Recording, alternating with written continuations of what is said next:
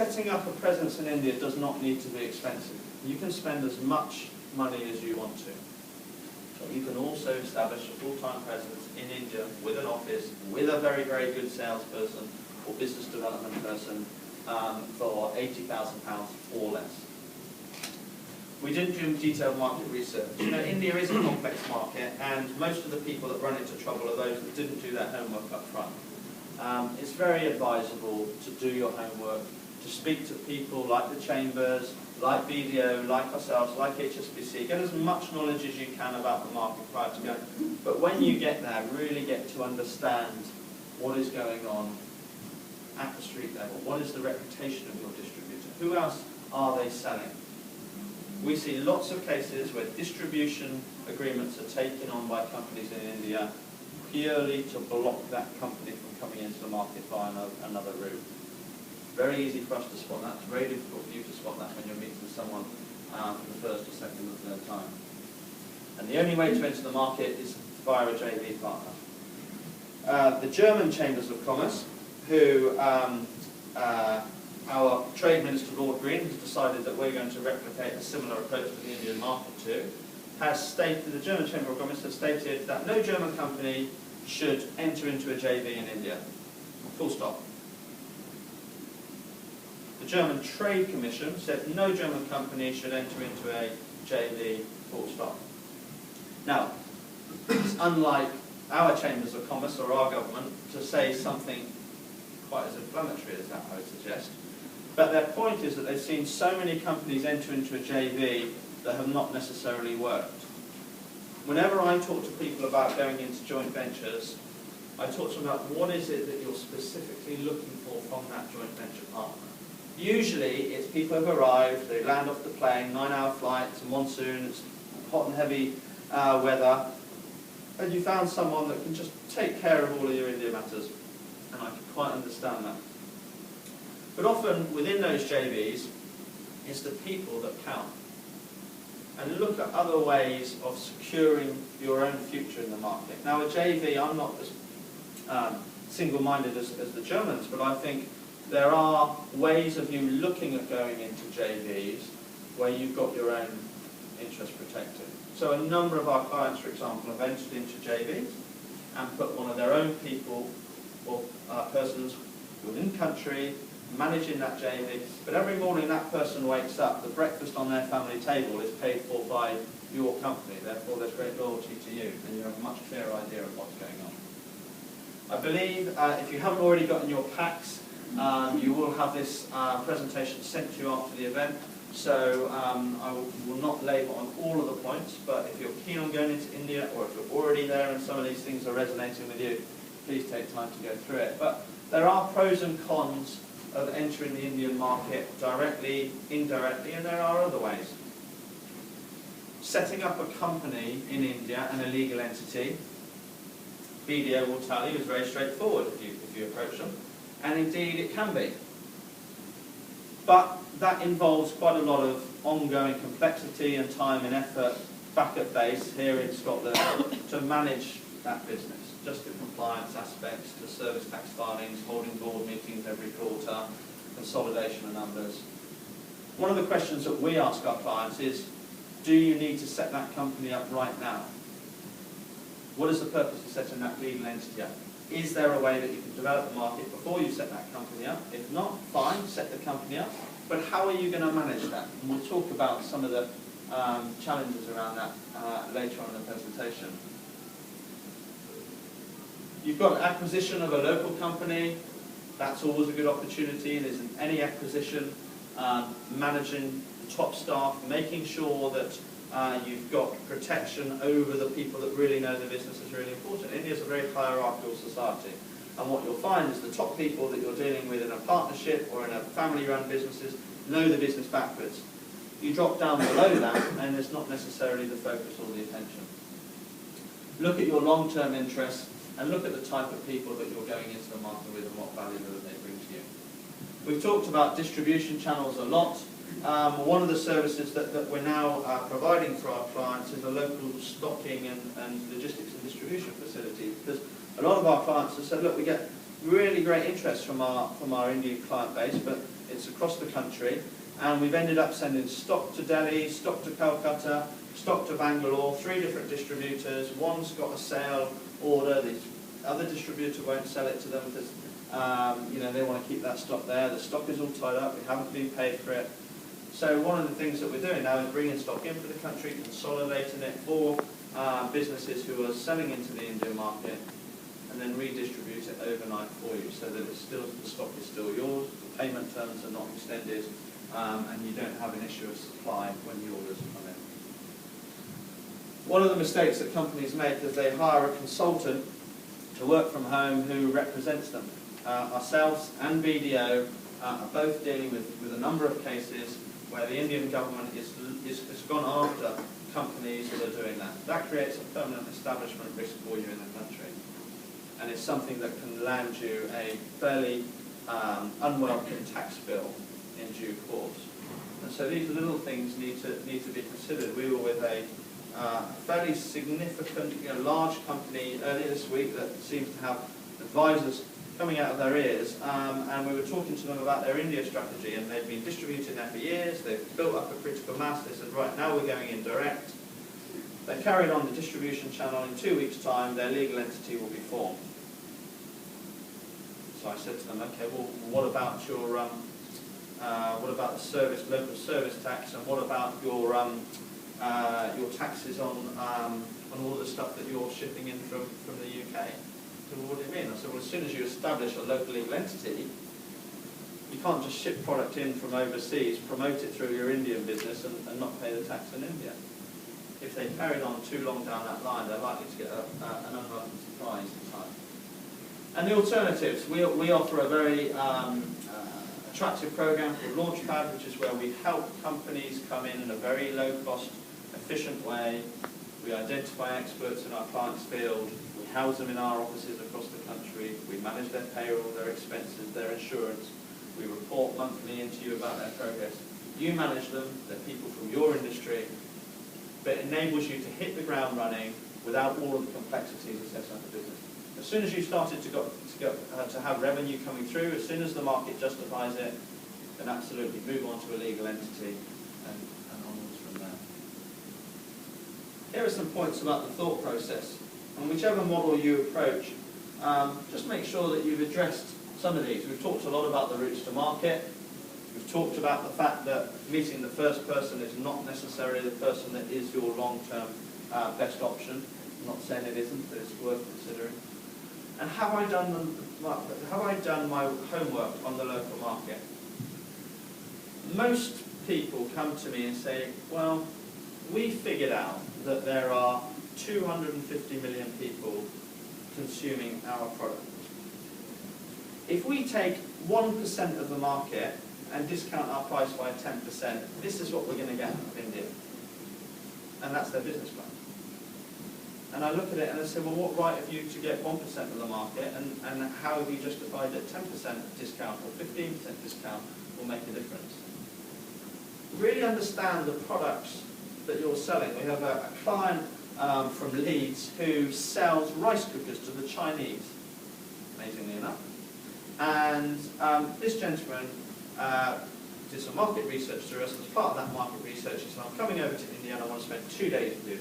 And those 2 days, I want you to take me to the markets, I want you to take me into the families of all of your staff, and I want you to take me into all of the cooks. Most families in India have their own cook. Take me into the cooks, and I want to speak to them, and I need a translator. Fine, that's what we did. And out of that, he understood who his consumer was, what they liked about his product, what they liked about the product they were already buying in India, what was the price point they'd be prepared to pay, tested out his rice cooker in the family house with a few of the wives and family members coming around. And he walked out of there and he said, that's it, I'm done. I know exactly what I need for this marketplace now. We've met about 100 people in those few days. But he understood the pricing, he understood the consumer. Most of our clients come in and out of Delhi or Mumbai. They land at Delhi airport, they go to the Taj, or the Meridian, or the Oberoi. They go to a distributor, they come back. Most of them have never actually been out into the consumer market and understood who ultimately is purchasing your product. Understanding that whole cycle is really, really important.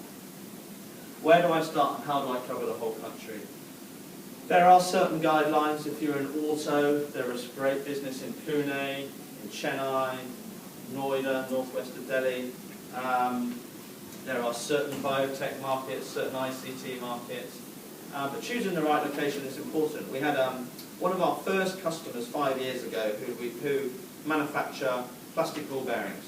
And first of all, we had the challenge of finding someone that was passionate and highly experienced in the ball bearing sector. And we had many people apply. And we set their office up in Delhi through Launchpad. And a year and a half later, their chairman and I had lunch in London. And he said, Adrian, I'd just like to let you know that we're going to close down the Delhi office with you. So, it was so matter of fact, I was taken aback. Just like, oh, okay, I thought that you'd really identified some great business. He said, we have, but it's all in Chennai. And the guy that we've got working for us in Delhi speaks Hindi. All of our consumers are actually the guys who are engineers in Chennai who don't speak Hindi, they speak Tamil. And they want him on site every week. And he's flying 3.5 hours up and down the country. It's like flying from London to Poland every week. He said, so we just want you to move the office down to the south. He said, but we've sorted out, we know what the market is, we know where we need to be, where we don't need to be. So he said, don't consider this a failure. This is just a very good way of us having done a very detailed market study whilst building business up along the way. Who is looking after my interests on the ground? Very important. Whether it's an advisor, whether it's someone that's employed by you, whether it's someone that's got an interest in your long-term success. You need to identify that in your plan. And be long-term. Many companies say, I've spent so much time in India, I've been there a year, we've had no return, and it's so slow. It's a cliche, but it's a cliche for a reason. India is a market that you need to be set for the long term. So build your cost base accordingly. Don't burn all of your cash going backwards and forwards and setting up expensive overheads in the early days, because you and your boards and your shareholders will probably lose patience fairly quickly, because it does take time to develop. And do I have the management bandwidth and knowledge to manage this age group? One of the biggest challenges that we've got in the UK at the moment, and I participate in a lot of the activity around what the British government is trying to do about internationalising British exporters, is that some of the best British businesses who manufacture don't have experience of doing business overseas. And it's not just as simple as going out to India, getting an order and going back and everything's fine. There's the import-export, there's the tax, there's a service tax, is there a withholding tax? All of these things. Is there a trademark requirement in the country? As soon as someone else has my distribution rights, do they have the right to my trademark? All of these things. And that's where people like ourselves and HSBC and BDO come into play, and will increasingly do so as British exporters internationalise. HR matters. It really does matter. We, as a business, have grown from 0 to 85 staff in the last few years, and with that has come a little bit of lost hair, because managing staff in India, even being based in the country, is quite a challenge. Picking the right people, understanding who you are, and making sure you're paying them the right amount of money is very important. Our binder usually asks me at the end of the presentation, which is the single biggest mistake that companies make when they come and set up an office in India. So I'm going to get them to ask me a different question today. But I'm going to answer that one up front. The biggest single mistake that British businesses make when they set up their own legal entities in India is they build a cost base that is out of kilter for the local market. They overpay for their lead sales guy. They overpay for their offices, or they get offices which they think they're comfortable in, but frankly are 30, 40, 50, 60% more expensive than their competitor. They overpay for the stuff that goes on around their business, and then they continue to pay and keep up with the wage inflation there, which is 10 to 15%. 3 years down the line, many of those clients come back to us and they say, Adrian, we're just, we're not making any money in India. Just can't understand it. The business is starting to look healthy, but we're just not making the margins.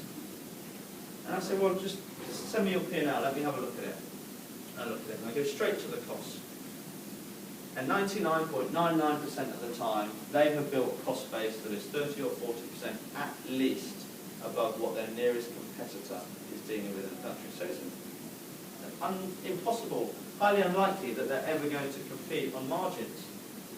And so as you build a cost base there, build it like an Indian cost base. And that may mean that you don't have the flashiest office in town. It may mean that you don't necessarily have the particular style of employee that you want at the figurehead of your business.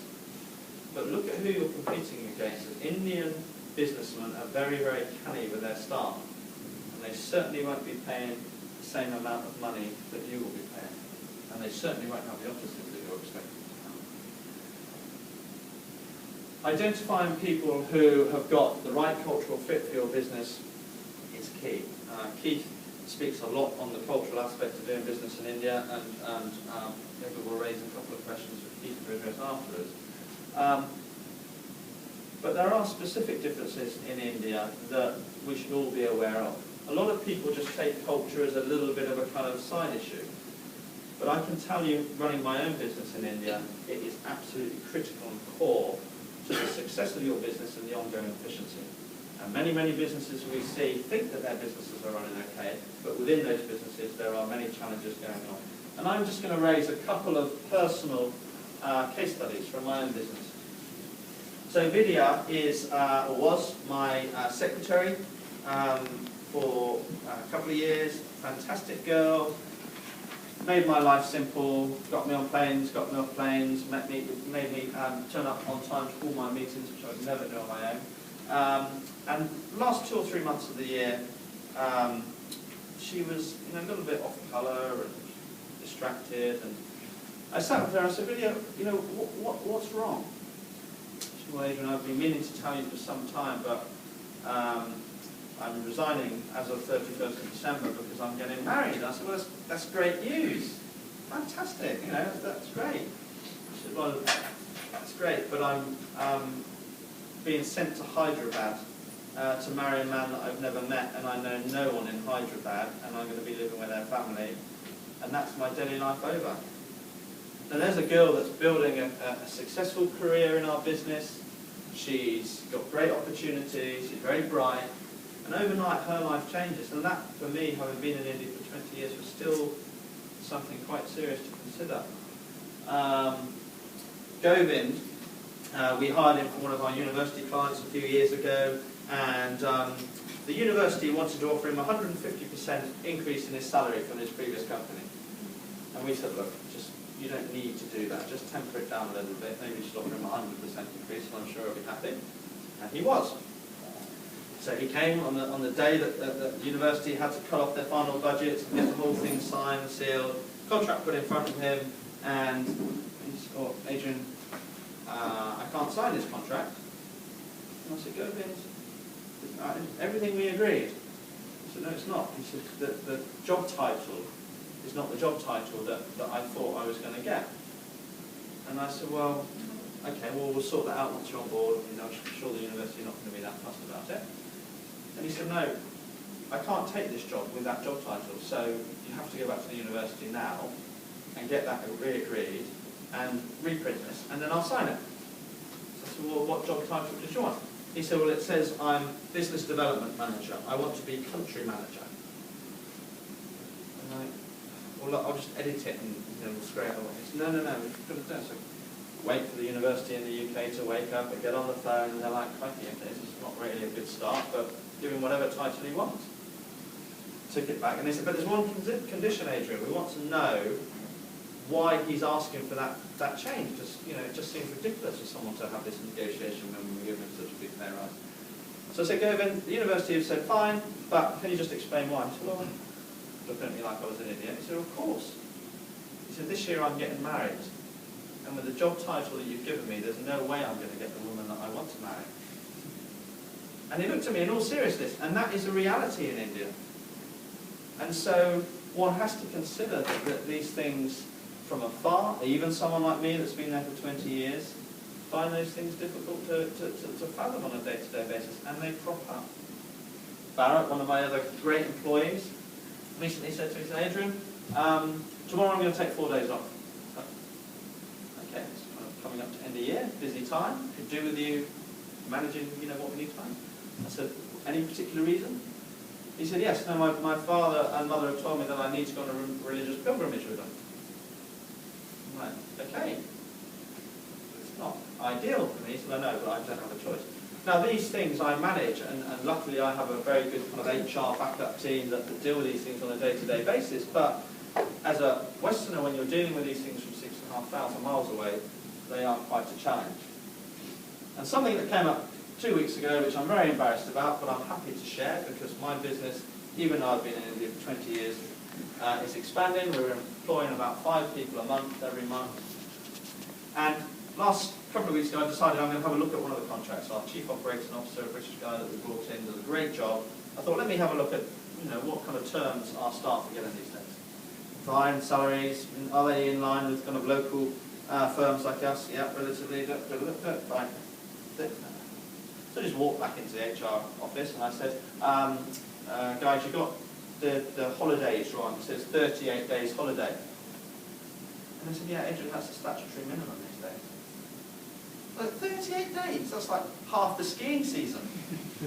They're like, yeah, well, that's it. By the time you've had casual leave, bereavement leave, immediate leave, this earned leave, holidays, this, that, and the other, it's 38 days. That's the baseline. I'm like, wow. So do we explain that to our clients up front? And they said, well, no, it's in the contract. So I said, well, whenever any of our clients are hiring people, can you let them know that for a large portion of the year, they're actually not going to be at work? These are important things that I'm still learning, and people like yourselves, as you're doing business, they need to be aware of, because they do make a difference as you're running the business. This is a summary, really, of what we've talked about, so I'm not going to labour the point, but it will give you just some basic and fairly obvious headlines of what to consider as you are building the right platform to enter the market. Setting up in India, how much does it cost? Is it expensive? It can be as expensive as you like. We've had clients that come to us and say we want to be in 001 postcode, we want a service department for our incoming British sales director and finance director, we want to travel around in big SUVs, we want to stay at the Hotel Imperial, we want to do this, and this.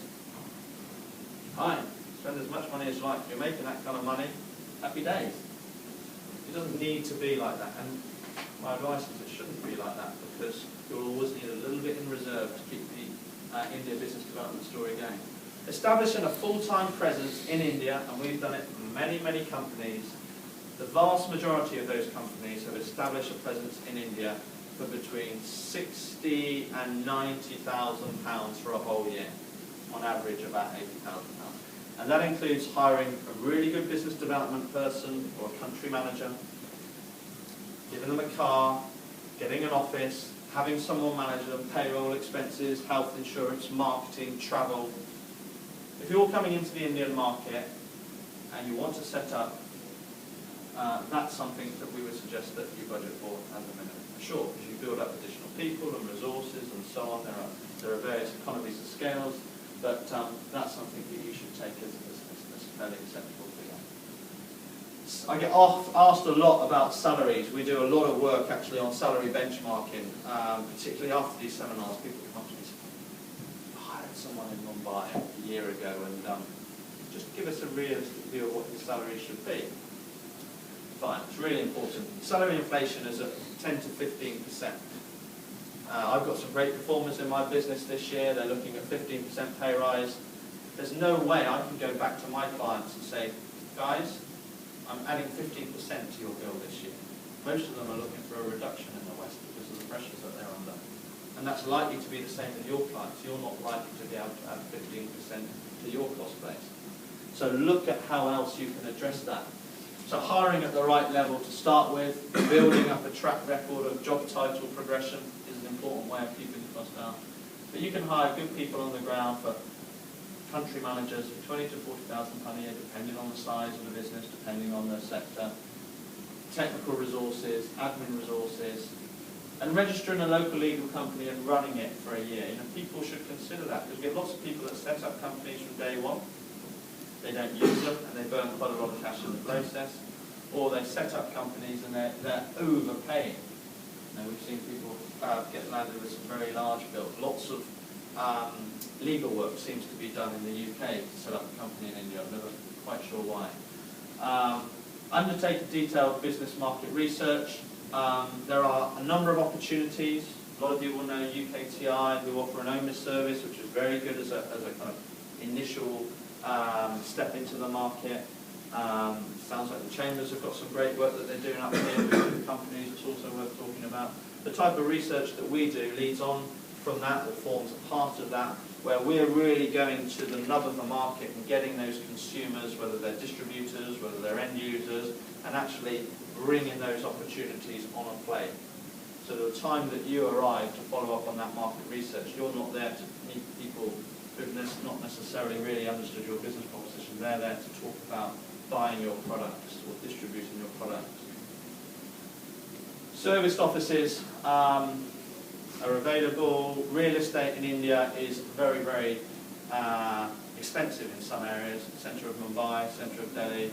Consider where you are setting up, because it will have a big impact on your cost base, and there will be fairly rapid escalations of your office and real estate fees year on year, and you need to consider that. And there are some anomalies. In Bangalore, for example, where Chris works, one has to put a 13-month deposit down on your real estate if you're renting offices. That's a lot of cash tied up. In Delhi, it's 6 months. Mumbai, you can get away with 3 months. But these little things, again, need to be factored in if you are setting companies up. So that, ladies and gentlemen, is it. Hopefully there's been some points that have resonated with you.